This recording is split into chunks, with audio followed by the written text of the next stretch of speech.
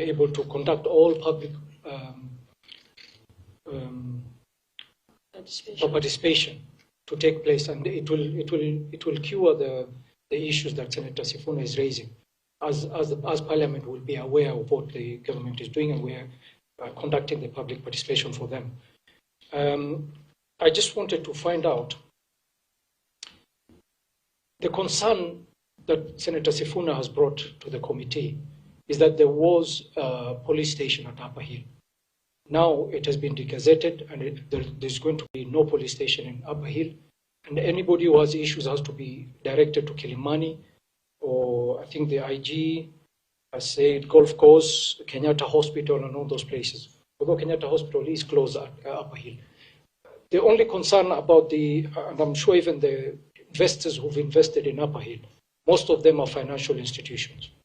And it will be prudent for police to have a station in the center of Upper Hill. Now, since 2 acres has been allocated to financial sector regulators, is it possible, because it's a government institute, for them to provide space for a police station in their building when they construct, as a way forward for the people of Upper Hill? Thank you, Chair. Thank you, Senator Sigei. Yes, Madam Chair. I came in here for a different statement response, but for purposes of record, let me request that I be allowed then to introduce myself as a friend to this committee. My name is Senator Wakili Hilary Sigei, representing the people of Bomet, and I've come in as a friend to the committee because there is a response the Prime Cabinet Secretary will be expected to table on a statement I sought through your committee. Chair, just before we go to the CS, there's one more clarification he will give the committee. There was a recent pronouncement by the President about an amount of money that is going to St. John's. Is it the same transaction, Waziri, or it's a different one? Because I seem to recall the President saying St. John's will be paid 300 million for Parliament to acquire the current building. Just confirm whether we are paying the 300 plus the 1 acre, or it's a different transaction. You remember I just said that there's an element. When there's public acquisition or compulsory acquisition, you would be dealing with an element of the value of the land or the asset, and then you have to look at what would be compensatory. And in law, 15% is built up, unless it has been changed. But to the best of my knowledge, I know that if you acquire somebody's land compulsory, you have to also top up by 15% of the asset. Now, looking at St. John's ambulance, the conversation there is because St. John's is not a profit-making entity. So there are some certain considerations that the President may have been trying to address. But also in reality, I think it would be, in my view, very considerate if Parliament can also look at the case of St. John's sympathetically, because they are not a profit-making agency.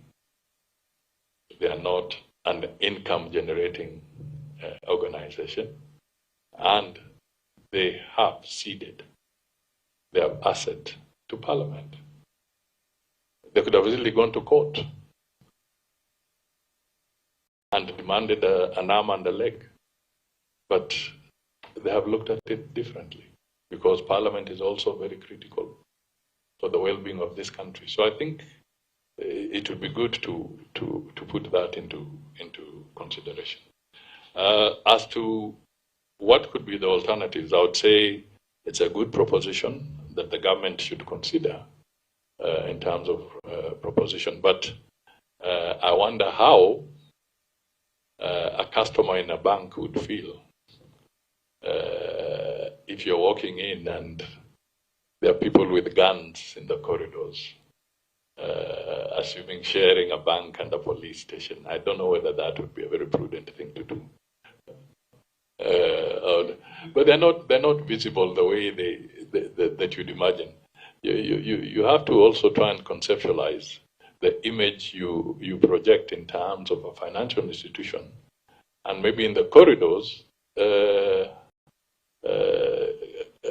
very dangerous criminals are being arrested and brought to the same premises. So I not feel that a safe area for your financial resources. Your point, Honorable Senator, but I think it should not be within the same roof. I think it would be good to have it away from that. Otherwise you can scare away potential investors. In fact, even senators here would never want to be within that premises.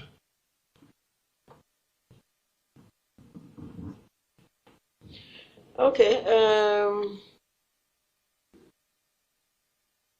Senator Sifuna, I think you've had it. Unless maybe there is anything that you want to add. You are done? You are satisfied? Yes, Chair. Okay, thank you. Finally, we have a statement for Senator Sigei. I hope PCS you can respond to it. Have you received the? Yes, Madam Chair. I want to confirm that I have received the response from the Prime Cabinet Secretary, of course, immediately when I got in here, but I had earlier on been alerted that the statement was available and actually invited. That is why I had to come in. So in the interest of time, can we say that maybe you can shoot your interventions? Oh, yes, very well. Instead of going through the whole statement so that we can save on the time. Thank you, Madam Is that Chair. in order? Yeah, that's in order, Okay. because I Okay, actually wanted to confirm that as we speak right now, the concern that the statement sought has already been sorted, and I've confirmed from the report that what I have collected from the ground in terms of the ongoings is exactly what the response from the PCS has given us. To appreciate your office, because what prompted me to do this statement, Madam Chair, was some bit of a failed channel of communication with the family, and we were dealing with a situation where someone is out there. We've lost a plane crash. We are unable to communicate with the family. There was a denial initially of access, and that channel of communication was completely blurred. And when this statement went, of course, there was intervention by the government, and I want to confirm that we have since received the body of Captain Ruta, and the burial arrangements of the remains is ongoing. We are doing it on Saturday back in Bomet, and that which has been done by the ministry has been confirmed by the statement response that has come from the PCS. And I would love to appreciate the Office of the Prime Cabinet Secretary and the ministry in general in the action they took, the interventions that they have taken, leading to the finality of bringing back the remains of Captain Ruta, for the family to have a final interment of his remains. And so this is something that has happened. And my presence here then is just to confirm to the committee, as well as to appreciate the Prime Cabinet Secretary and my neighbor, the Principal Secretary, who I know is aware of this, and invite her to participate with us on Saturday, so that you also can explain to the people of Bomet the interventions that you took, leading to the position that we are in today. So to the PCS and your team, thank you for the interventions that you have taken, and appreciate it. But of course, I know there is still the remains of the other Kenyan who we are still working on. Please expedite whatever interventions that you can do to make sure that we have both our Kenyans back home for their final interment. Thank you. Thank you. Yes. Yes, Madam Chair, just to convey our condolences for the loss of the people who crashed in South Sudan. And we'll continue working to see that the DNA process for the others is concluded, because it was a tragic incident where the bodies were charred, burnt up beyond recognition. And the only way to get the correct body is through DNA samples. So that process is still ongoing.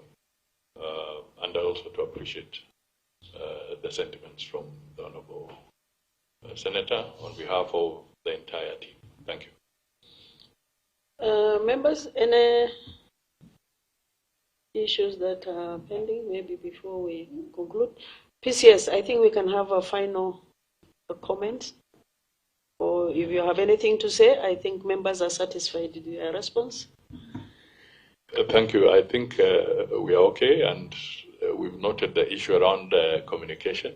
And I can also, on my part, plead that Parliament helps us with this public participation legislation so that there's more clarity on how we can navigate these areas. So that's all I can say. Thank you. Senator Abdul, maybe PCS, there is this issue of Russia.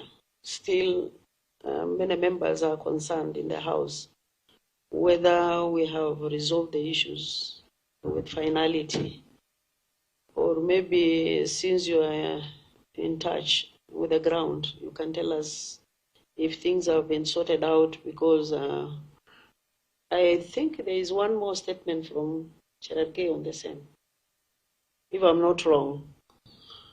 There's also one from me, Chair. On the same? Yes. Yeah.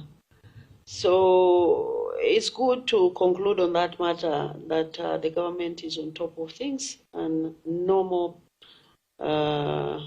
deployment or placement is happening in that regard. For the public consumption is very important. Madam Chair, I've not seen the content. I think maybe once we receive the specific communication from the senators, we can pursue that specific aspect. But broadly speaking,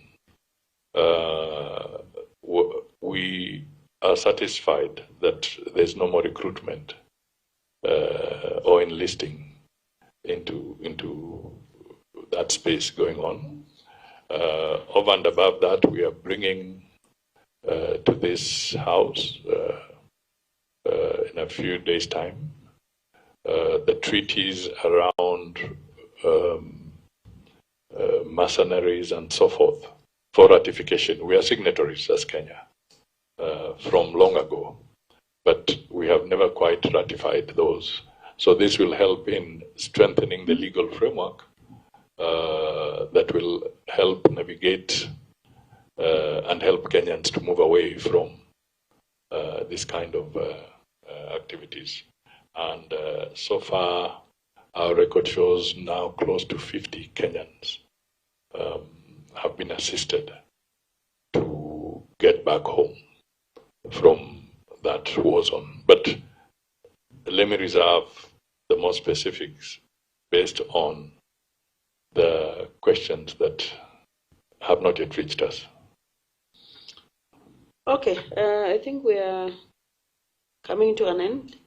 As a committee, we are really grateful and we appreciate whenever we have issues with you or your ministry, you are always prompt in response and also in appearance. And also, whenever you're out of the country, you normally say, I'm out of the country, I'll come on these dates, I'll appear before the committee. Not every department of government ministries respond in that manner. So as a committee, we appreciate, and I hope the rest of the ministries will follow suit on that particular practice. We thank you. Asante sana, we are closing our meeting.